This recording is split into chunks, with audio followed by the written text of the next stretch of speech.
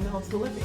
Okay, so today we want to talk about our homeschool successes and our not so successes, because we will not call them the F words and not the 4-letter F.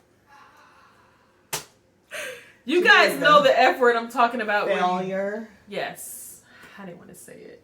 So she's saying that we're not going to give ourselves an F fail. No, but though sometimes some people do fail. Yes. And you need to call a spade a spade. But in this case, 2020, 2021, we will not call it this time. We will call it an opportunity. Areas in our homeschool year where we had opportunities that we needed to overcome in order to be successful. Yes. And I'm joking. If you keep continuing, it's not a failure. When you stop, that's when it's a failure. Absolutely. So. All right. So our successes. Yeah. You want to start? Yeah, I'll go.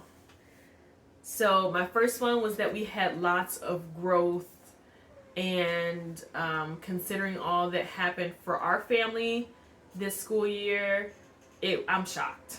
I'm really just shocked. I'm shocked. But also I've seen God's hand in our lives in miraculous ways, so this really shouldn't surprise me.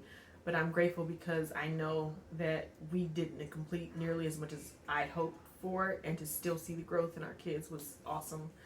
The next one our successes was the good and the beautiful language arts. It was our first year doing it, and I only did it for my oldest, which was we did level 6 for my 7th grader, and she just knocked it out of the park. She did really well, and there are some things that I guess was a bit new to her, but I enjoyed the curriculum. She's not going to be using it next year because I'm putting her in Sunlight, and we're going to start her in high school for next school year. But my boys will be using it for next year. But language arts for the good and the beautiful, I can't recommend it enough. And our last and final success, there were more, but we didn't want this video to be really long. Because they always are. They are. We try. The last one was teaching textbooks. I absolutely love teaching textbooks for our math curriculum. My daughter's been doing it for years. This year was the first time for my son. He started in Math 3 for teaching textbooks, and the transition was a breeze for him. So I enjoyed having that, and this next year my youngest will start with teaching textbooks, and so I will be completely done with like the actual teaching of math. Now for all of them, I'll just be acting as a tutor or an assistant. It's not that math is a weak point for me. I don't always enjoy teaching it, especially when you have to teach multiple kids, but teaching textbooks has been a lifesaver for us. But being capable of learning something and teaching something is two different things. It is. Yeah. It is. It was never a fun subject for me to teach. If for help, I'm there. Like, I got you. We can do this. Let me show you how you break it down. Which I guess is still teaching. Is not a fun subject for me. It's not one I enjoy to do, I guess, more than anything. Yeah. So that's me in science. That one too. Okay, so go ahead for your successes. Let's see. So I would say my first one is that we pushed through. This year was hard for a lot of people, and we're not immune to that. And so the fact that we pushed through, I think that was a great success for us. The second one is the growth that the boys had in their schooling. My 12th grader, actually, he finished everything, which he was the only one of us that did. But he finished everything. He finished his school year out. So when I graduate with him, I'm going to feel really good about that. And my boys, my younger boys, their reading, just went to whole new levels. And, it's one of those things when you know that you've missed so many days, you're just kind of surprised about. Mm-hmm. But it worked really well. I used Barton for my 8th grader. And if you're not familiar with that program, I will put a card up above and you can check out that video. And then we use Abeka for my younger one, and or my youngest one. I will also say that they did leaps and bounds in math as well. We were very happy with that.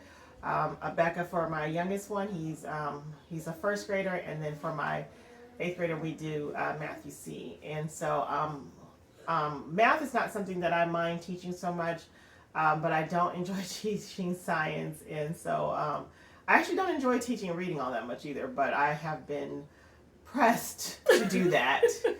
I would take a math class over a reading class, and actually I have taught math classes for online classes, and I'll do that over teaching your child how to read, teaching your child science, or almost anything else. Maybe history. I love history. Oh, yeah. But the only thing about history is the names. The names are hard to say sometimes. Oh. So like when you have like a weird name, that's tough. But yeah. And then my last thing I would say is that we had to know when to take a break. And when we were forced to take so many breaks because we had, you had everything that happened in the school year and everything like that. But then also we had the big move. Yes. And then we had the big freeze. Yes. And the big move, for those who don't know, we moved from Las Vegas to Central Texas. Yes.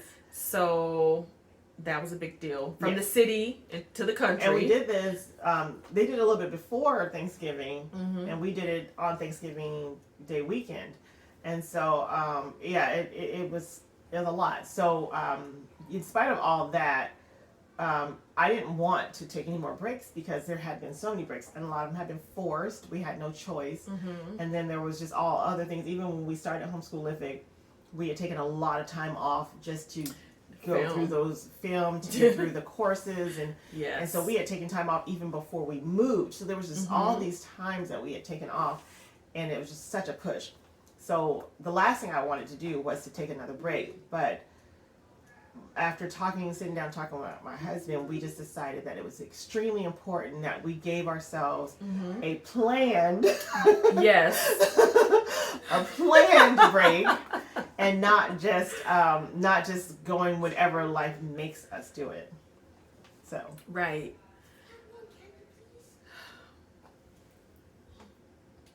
No, you can't. Mommy's filming a video. You need to go talk to Daddy if you need something. Okay. No, I said no. All right. So on to our not so successes. So for my first one is that we were way off schedule. I planned thoroughly. It's my favorite part. Getting ready for the next school year is my favorite part. And then to have it, just start to like be pulled apart at the seams. It hit me a little bit, but I was okay. But we were way off, just way off. We've actually got a video. If it's not already up, it's going to be up soon, talking about how to recover at the end of a school year, how to get back on track for when you feel, when you're trying to wrap the school year up. But yeah, we were way off, just way off. I think we did, we sold our house, we had to sell our house, prepared to be sold, and all the things, and sell it and then move. So the months of November and December, we probably we did less than 10 days worth of school. And so we were, catching up. We were catching up. So yeah, way off schedule. My other not so success was Apologia's General Science.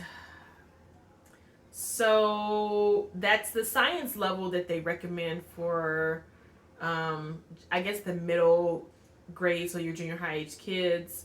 And we've done Apologia before, really enjoy their science, but this one we just did not enjoy. Remember I mentioned that though about you the did. younger is amazing. I loved it, but that general science, I think it's just too general. If that makes any sense, it's just too broad of a science spectrum. I think that's what it is. General science is a normal thing in middle school. It is. It's too broad. It's dry. It was very miracle. So my daughter, what she felt was, it was boring. She felt like it was boring. It was the first time I heard her say that about science. And to be, in all honesty, in all fairness, we couldn't do a lot of the things because we do science once or twice a week for her, and it was hard to get through it. She's being sweet. She doesn't want to offend any of you that likes it. But here's the thing. And I like Apologia. It's science. And there's a ton of history in that science. It and is. For those of us that wants the science and not a ton of history in the science, because most kids, that's what they want. They want to know the science. They want to know how it works. Right. They don't want all that history. Yes. It's filled with scientific history, which you have to be interested in that specific field, or you have to have a child who's very interested in that to really for them to enjoy it. Yeah. She did not. She said it was easy. It was just really boring, and going through it with her, And that was the updated version too. Right? It was the updated one. Sorry. It did have more pictures and and color and stuff like that. More colorful. It was colorful. It just wasn't interesting. It was too much. It was a lot. I have a heavy reader, and it was a lot. I feel like it was a lot of reading and a lot less doing. Thank you. A lot less doing. Science needs to be interactive, and so yeah. Anyway. They do have a lot of science experiments, though. They do. Yeah. They do have it in there. Unfortunately we didn't get to a lot of them. Mm-hmm. So maybe that was why. Yeah. For my kids, when they did it, and it was an older version, it was years ago. My first two kids. It was just dry, and they did it like the science experiments. They did, but it was just dry. She did too, but there was a lot of it that I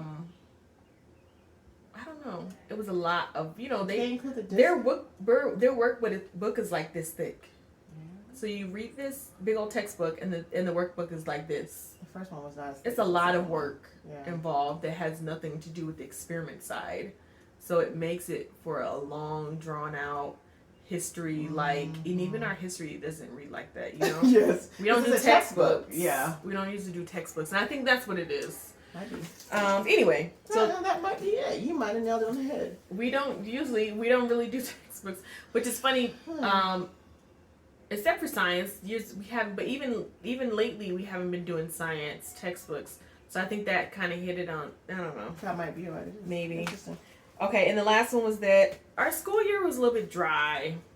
I would normally do more fun things. I would plan more just surprises for the kids, like a fun day where she's a fun mom. We do just fun experiments all day, or cook culinary classes all day, or something like that.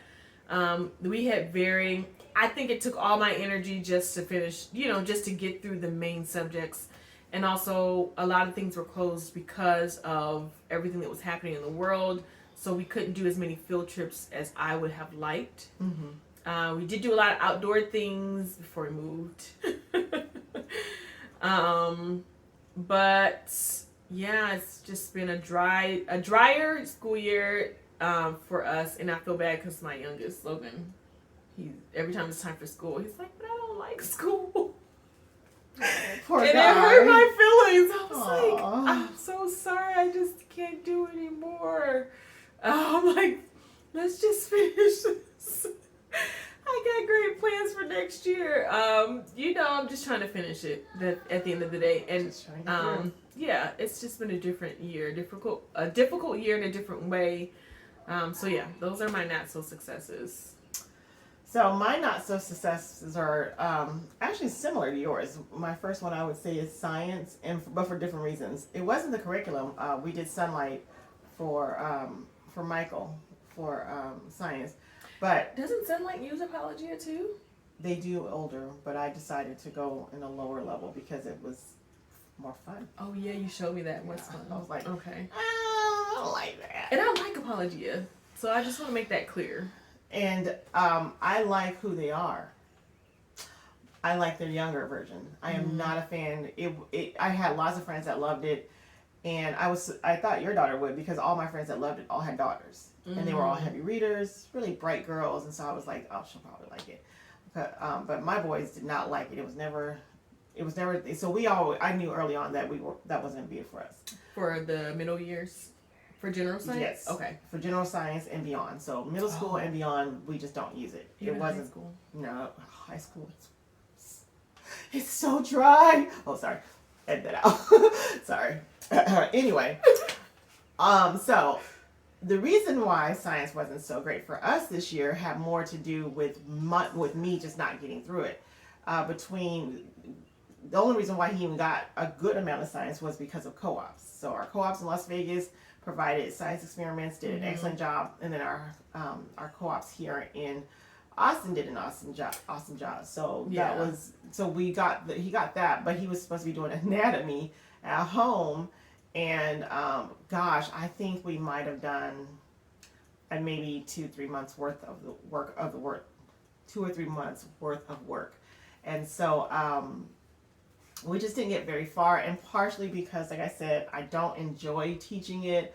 I don't like doing the experiments. It's just a lot of work for 1 or 2 kids, and then there's the cleanup, and I almost always have everything. It's not usually that, because I always buy the stuff for it. I just struggle. It's not something I enjoy. If I could just do a video or a program, I probably would, but the downside is that the kids prefer that I do it. Yes. So I got to work on that. That's a really neat thing. The other thing is that because, which kind of rolls into the next one, we missed so many days that the priority was the reading, writing, and math, arithmetic. Yeah, arithmetic. So reading, writing, arithmetic. If everything else didn't happen, I needed those to get in there. Exactly. And so that was like the goal. So a lot of times science got pushed aside. And then when we moved, our co-op here had science homework. Well, we didn't have that in Las Vegas. Mm-mm. So then trying to squeeze in science homework, and it just was a mess. And actually what ended up happening, truth be told, I didn't do their science homework. I didn't do our science homework. I didn't do any of it. I just sent them to class. I'm so sorry, Ginger. I apologize in advance, but I was just done. And so don't watch this one. Yeah, it was rough. It was so rough getting through it. And to like give you guys a contrast of how behind, I'm saying that quote unquote because we homeschoolers don't really like this term, but I'm a big planner like LaVonda. Yes. And I plan the whole year. And it's not like we're behind by the school standards. Right. By my own standards. Exactly. Yes. So this is when we plan. I go through the whole, like what the homeschool groups are doing. I go through our vacation times and all that stuff. I do a lot to plan this out. It's a week of sitting down at my computer and planning this all out and then inputting it. Mm-hmm. And so we were supposed to be, we weren't going to finish the whole school year by summer. We never do, and that's not usually my plan. I'm okay with that. But by now, we were supposed to be on Becca lesson 130 or 140. He's on lesson 91. So that, just to give you a contrast about how far behind we are. And so it was just kind of, it was, you just kind of just start going for what's the most important. And so science and history kind of goes out the door, which is unfortunate because my son, my 8th grader, he's going to 9th grade, he needs those things. So I wasn't so successful in that, but we're working on it for the summer. Yeah. And then the other thing is that I burned out real fast. I burned out hard and fast. And that's not my usual. I usually will get a burnout towards the end of the physical year. So around December, because I want Christmas to come. I want that break. And so I start burning out. And I'm just like, oh, holidays. It's a willful burnout. It almost is, right? Yeah, you're just ready for the holidays and you're excited.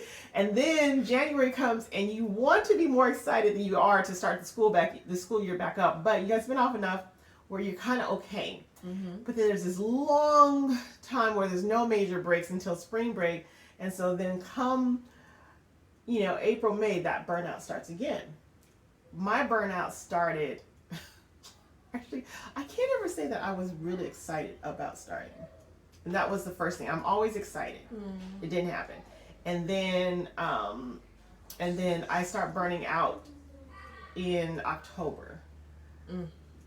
By time Christmas came and we moved, and we had just moved and everything, I really thought I was going to be refreshed. And I'm still... I kind of just walked out of that burnout, and this is, what month is this? June. It's June. So that was something I wasn't successful with. I don't even know if I catered to it as I should have. You know, usually if we're in the middle of a burnout, there's things that we do as homeschool mothers, right, to pull us back, to pull us out. Yeah, veterans. I watch YouTube videos. I watch other YouTubers. You know, to inspire me. I didn't do that. I confess. You know, like, this is really where I'm at. I'm just in a burnout. I don't know what to do. And I didn't really do a lot of that. I just kind of denied it for a little bit.